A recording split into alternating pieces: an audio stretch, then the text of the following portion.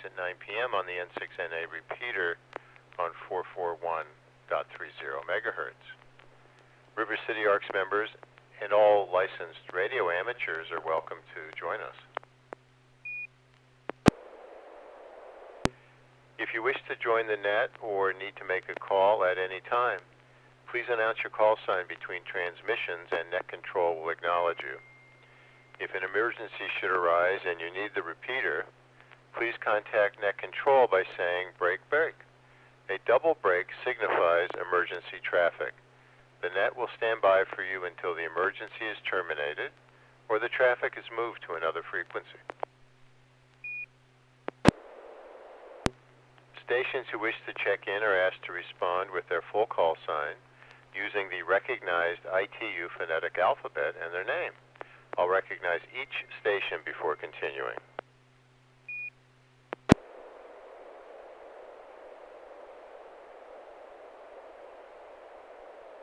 Any station who wishes to check into the net, please come now.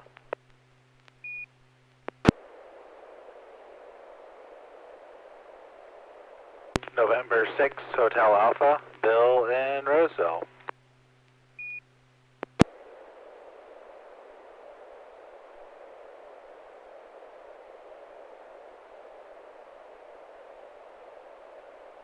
November 6, Hotel Alpha. Good evening, Bill. Anyone else tonight?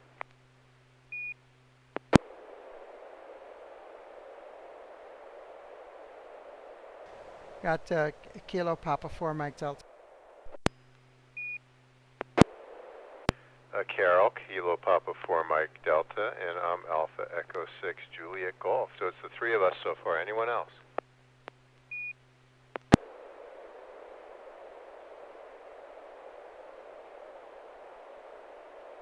All right. Well, we'll check for other check-ins later. Bill, are you ready to send an image? I am. This is going to be... Well, let me check for a tone real quick. You have tone. Thank you. Yeah, this is going to be PD 120, N6HA.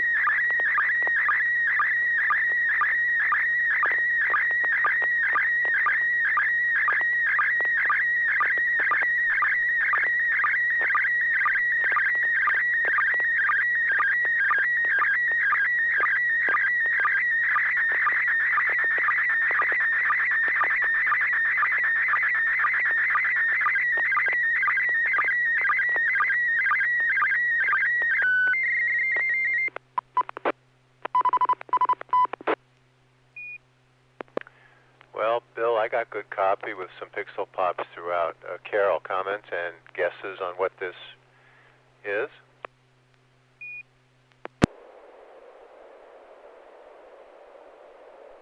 Yeah, this copied it pretty well, and actually, I think we were talking about this particular transmitter. This is a vintage Heathkit transmitter that Bill was interested in seeing if he could possibly use, and it's looks like he's got a synthesized, probably is maybe an SI 5351, providing perhaps serving as a VFO, and I don't know if that is connected somehow in there, driving the thing, and I see some deflection on the plate current meter. This is really interesting.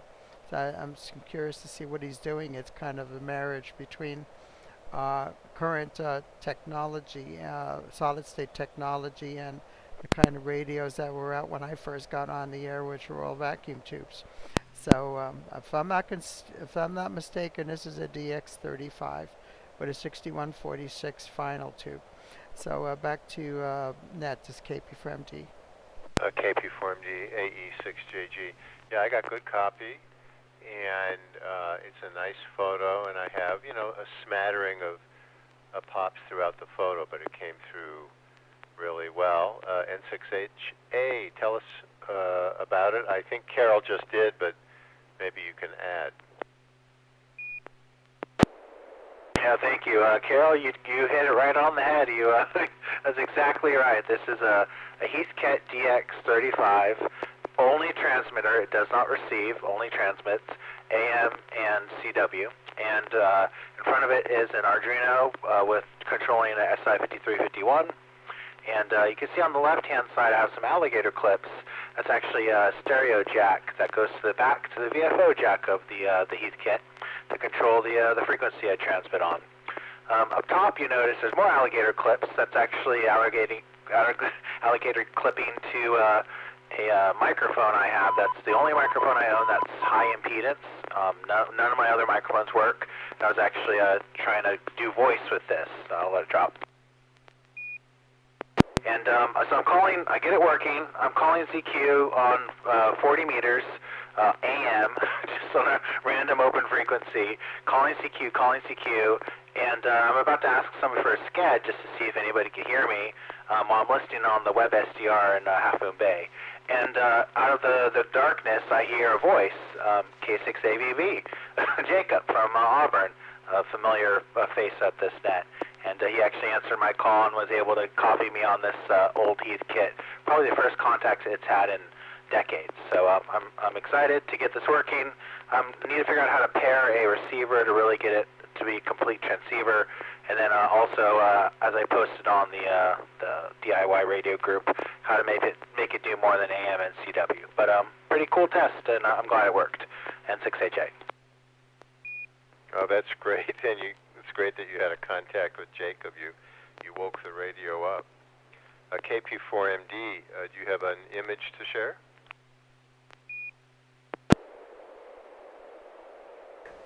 Yeah, I actually have another question for William.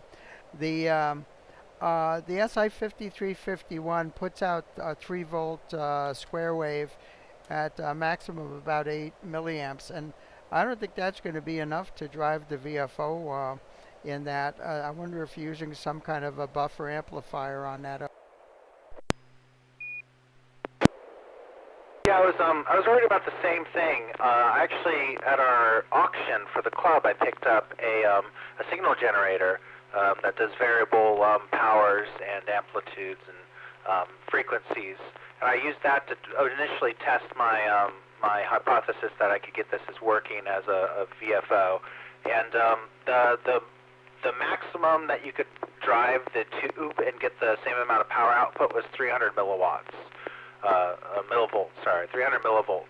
And my SI5351 was doing about that with a little inline capacitor to make sure I didn't get any DC back onto it. So I'm able to drive it, but I don't think I'm driving the tube as much as I could. I think there's a little drop over that capacitor. So it drives it, but I'm probably getting half the power that I should be getting. I'm still happy to even get this thing on the air. I've actually, it's been on my bench for a while because I had to recap it. I didn't have any crystals to test before I did all this VFO stuff. So I finally was able to acquire a crystal and then recap it, make sure it worked, and then try this nonsense. And yeah, it's able to drive the tube, but probably not to full strength. N6HA. Yeah, I'm just suspecting. I think if you were to maybe use a one stage like emitter follower uh, to let that SI5351 provide a little bit more current to that the input of that VFO input. And I'm sure it's going like to the grid of the crystal oscillator. That's what they normally do. Um, that probably would give you maybe a bit more drive. But yeah, that's cute. That's really curious. I would like to maybe have listened to. AM is a really interesting mode. I've talked to some people on AM on the top end of 40 meters. They hang out around 7290. Also on 80 meters, they're at 3880, 3870, like the watering holes for AM.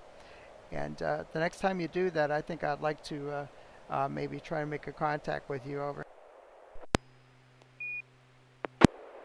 Yeah, sounds like a plan. Next time I have it all plugged in, I'll message you on Discord and we could do a sked. That'll be fun. Thanks, N6HA. Okay, yeah, thank you very much. Okay, I'm going to send a picture now. This is going to be PD120. Net. Is there anyone else that would like to join us? Please come now. Alpha India 6 Delta Golf. Good evening, everyone. Good evening, Joel. Good to hear you. You'll go after Carol, who is next.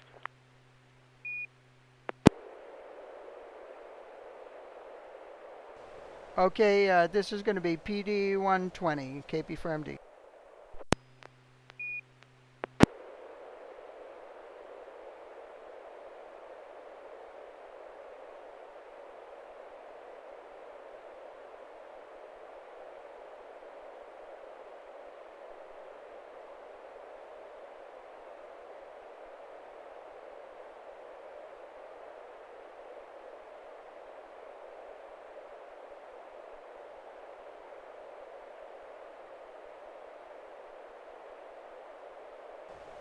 Yeah, could you please pass it over to Joel and he can send, and I'll go after Joel. Like, I have to reset here my, what do you call the devices. Back to you, KP for MD. Okay, Carol. This is AE6JG, AI6DG. Are you ready to send an image?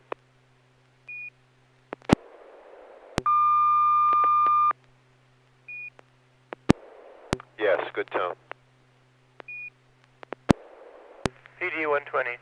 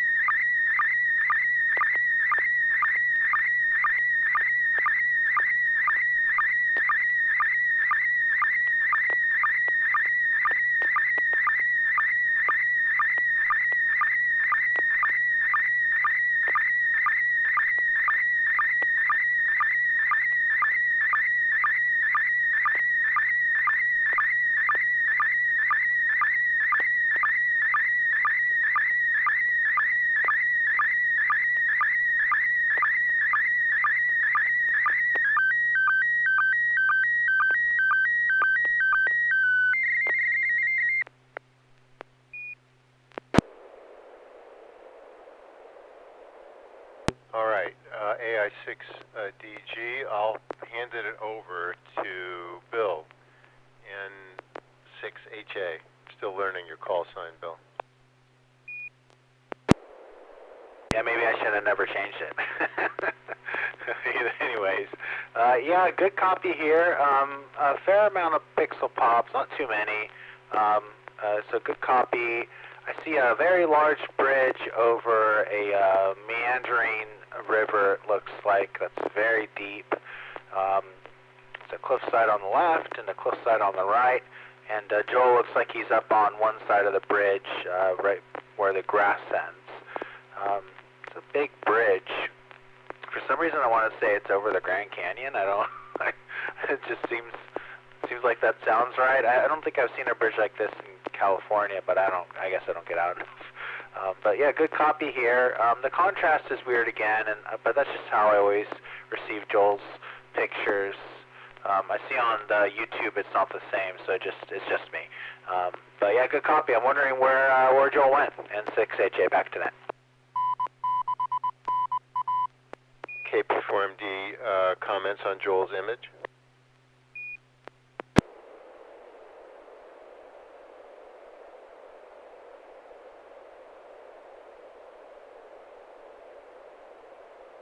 Joel, I'll comment. It's a little washed out for me too, and I do get that with your transmissions, just like Bill does. Very few pixel pops. I have no idea where this is. I don't know if it's local or not. I don't think this is the Forest Hill Bridge. It's not. That doesn't look right. So let's see if Carol's there. KP4MD, are you there? Yeah, I'm here. Yeah, I could see this bridge, a very interesting bridge over some kind of a gorge.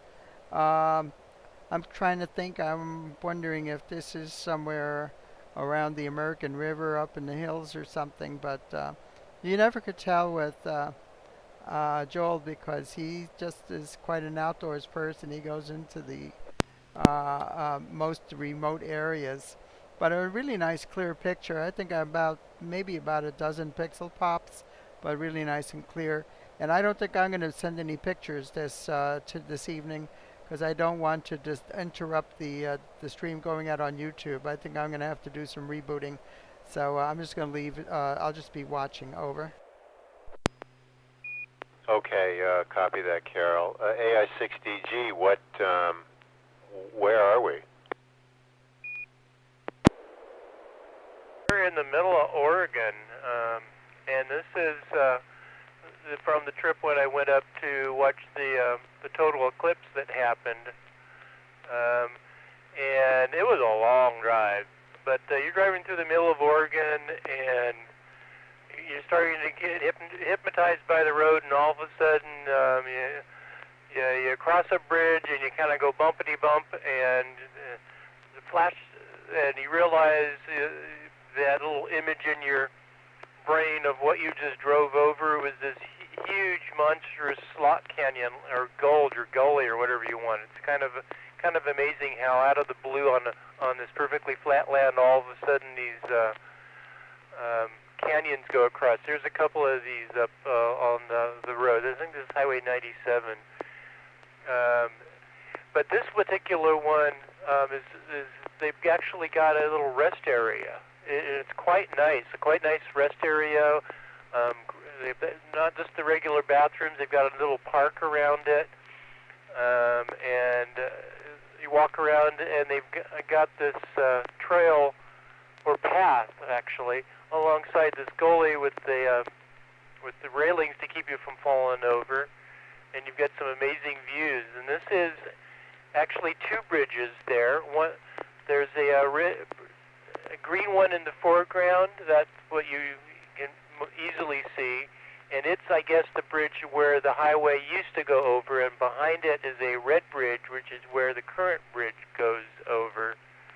And actually, just downstream from here is a train bridge, a big train bridge that goes over. It's a really pretty spot and quite dramatic in the geology of how flat everything is, and then boom, you've got this extremely steep-edged canyon.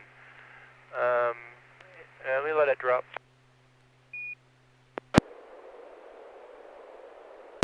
Yeah, it is a little washed out. I think there was, you might remember there was a whole bunch of fires going on at the time, so I don't know if it was just a overcast day or if it was all fire smoke. I think it was a portion of it was just smoke from the fires, so the picture is a little washed out, low contrast. Anyway, back to net, AI6DG. Thanks, Joel. Any questions for Joel before I send an image?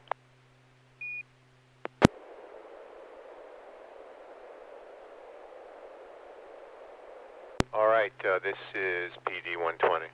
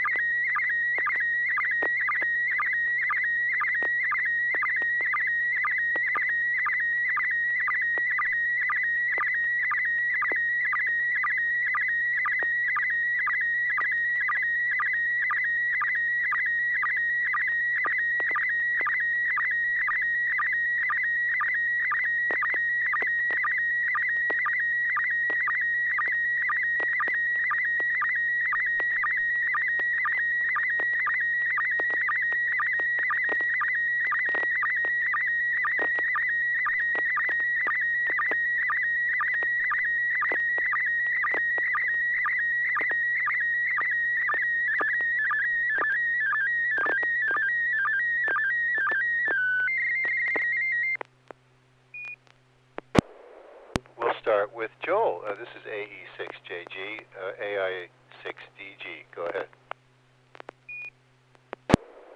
Nice blue sky, some puffy clouds in it, and in the middle bottom of this we've got a directional antenna, 2 meters probably, on a 2-axis rotor system. I'm assuming this is for the Girl Scouts ISS upcoming event. There's something at the very bottom. Maybe it's sitting on a roof or something. Very few pixel pops. Good reception. Back to net, AI6DG. Thanks, Joel. Bill, N6HA. Yeah, I agree with Joel. It looks like the Yagi you guys will be using tomorrow to attempt to talk to the ISS. It's going to be very exciting. It's a big deal, so I'm excited for everybody involved and to listen. I sadly won't be able to listen to it live because I have a meeting at work at the same time, so I'm real bummed. I was going to stand out there with my Yagi and record it, but I won't be able to do it, so sad. Anyways, the good reception here, a few amount of pixel pops. I like the composition of the photo, and I hear that Yagi's for sale, so maybe I'll buy it. I don't know. N6HA, back to that. Of all the people I know, it seems destined for you. Carol, KP4MD.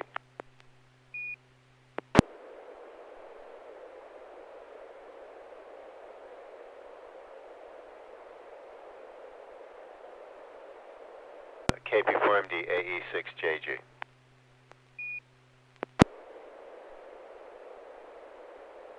Yeah, I'm here. I'm sorry, I had to open the audio repeater again to be able to talk through this. Yeah, I recognize that antenna. That's the one on the roof over there at the Girl Scout headquarters. It's a 10 elements vertical, 10 elements horizontal, 2-meter Yagi with selectable circular polarization left and right. So azimuth and elevation rotators. Very, really nice. And that's going to be tracking the International Space Station tomorrow. Back to you. Thanks, Carol. Yeah, I was over there this afternoon, and I saw that image, and thanks, Bill, for appreciating the composition. The trim along, if I'd had time, I would have edited out the edge of the roof, just to make it look a little bit better, but you certainly get the idea, and people are working really hard, George and Jen particularly, and Neil, to make this happen. So early start tomorrow, and fingers crossed. Does anybody else want to send another image? Carol, you're definitely not able to. Yeah, I'm not even going to try it tonight. Thank you. Okay. Bill or Joel, do you want to send another one?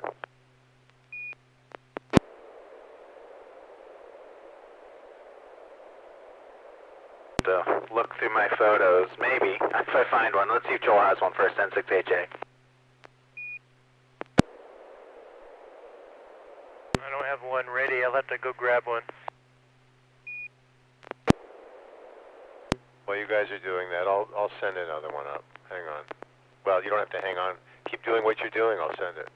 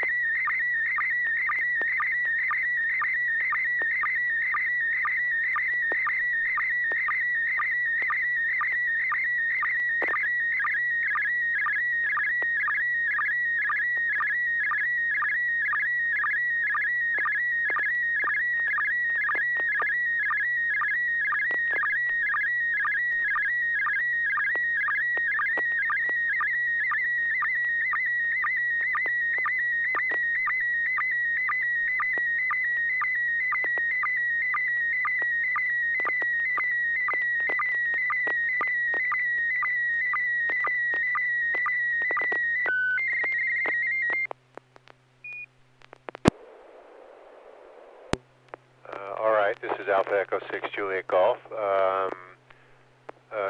N6HA, do you want to comment on this? Yeah, a good copy here, not too many pixel pops.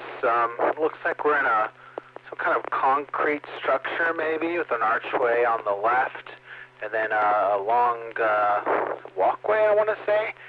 Maybe over like some kind of trail on the right-hand side. I see something there. Yeah, it's like an enclosed space that looks like some kind of concrete material. Then a very nice scenic view of at least I think that's two mountain peaks or two mountains of some sorts with the haze in the back and some nice foliage.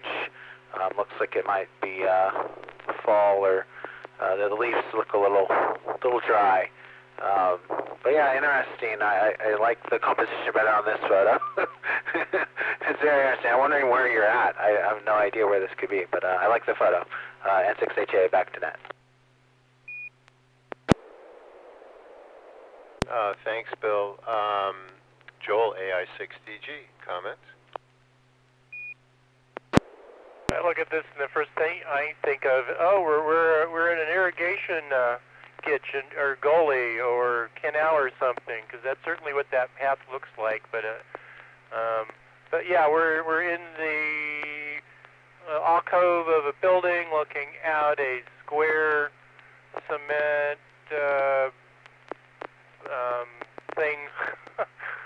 So it's probably like the entrance to a building or something, and we've got a cement sidewalk with cement railings on each side that are angled out, so it looks like we're looking down a trough, like water would go through, but it's not. It's just a path. Yeah, archway to the left, cement wall to the right, and we're looking out across the brown grass with almost bare trees to the left, and green trees in the distance, and even further distance, two mountains left and right with a gully between them, valley between them, and it looks like the tops of them are shrouded in low-lying clouds. So not the best day, and definitely not sunny, and I don't know what time of year. It could be like late summer with the dry grass. Back to net, AI6DG. Thanks, Joel. Carol, KP4MD.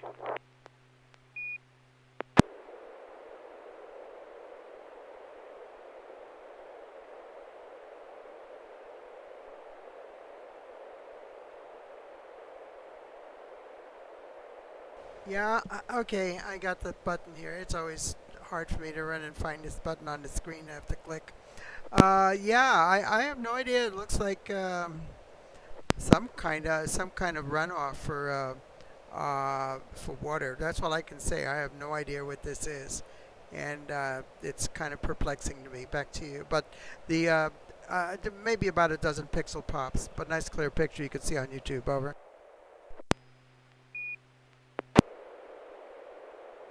I'll copy that. Yeah, I can see it on YouTube. Not quite as sharp as the original. This is James Alpha Echo 6 Juliet Golf. That is the back door exit of the National Center for Atmospheric Research in Boulder. I went there, remember, in October, and this is the building designed by I.M. Pei that the National Center for Atmospheric Research had commissioned and built on Table Mesa at the foothills of the Rocky Mountains. So it's a great place to visit if you're ever in Boulder. Any comments or questions?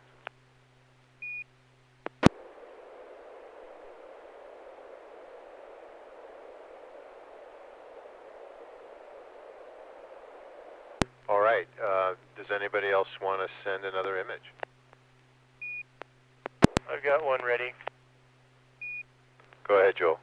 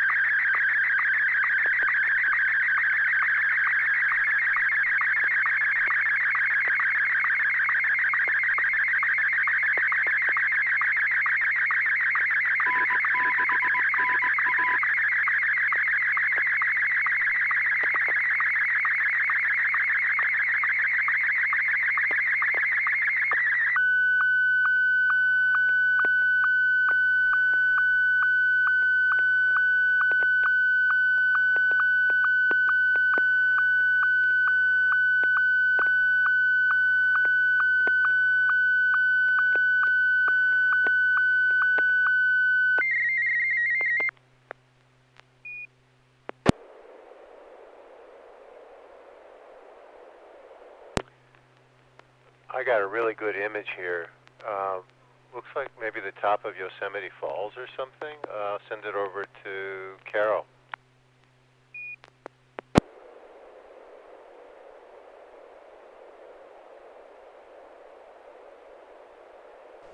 Yeah, a good picture here. Hardly any pixel pops, and yeah, it looks the size of that thing. It looks like it's a very impressive large fall from a distance. As you can see, the trees, the pretty tall trees over there. One of those places I'm pretty sure it probably is Yosemite, where Joel has been. And by the way, Craig, WP2N, Louisiana, is watching us on YouTube. So I just put a shout out there to Craig. Back to you, KP4MD. KP4MD AE6JG. Good evening, Craig. Bill, N6HA comments on Joel's photo. Yeah, good copy here. Some pixel pops, not too bad. I do have a interesting, on the right-hand side, there's a lot of artifacts of red and blue, where maybe my timing was off. But usually it's on the left-hand side, so it's interesting to see it on the right. But it looks like, yes, a very nice waterfall with some lush green around it.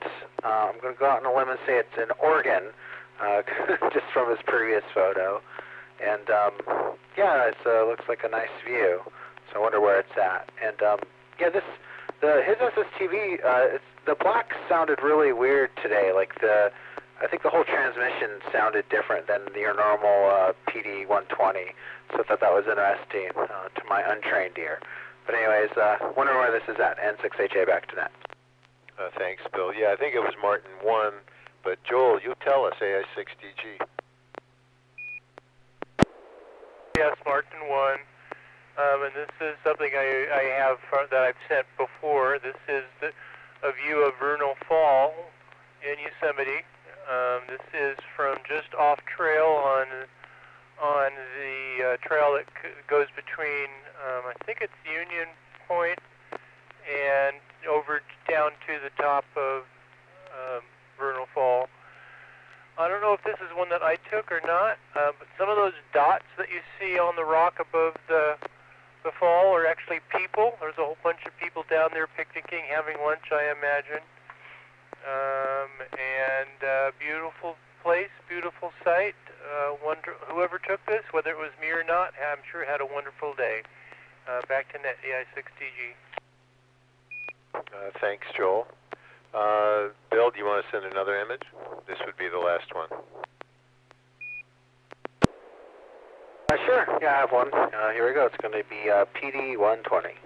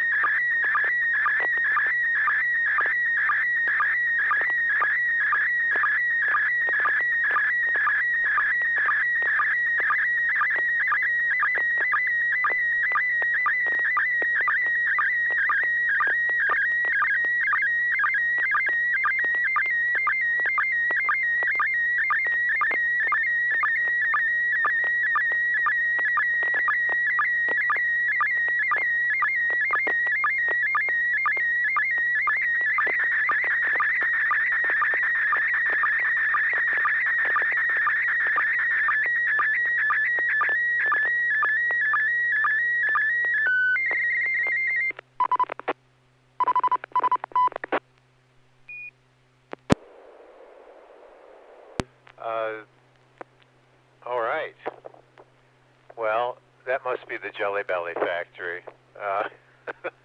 Joel, AI6DG. Good image.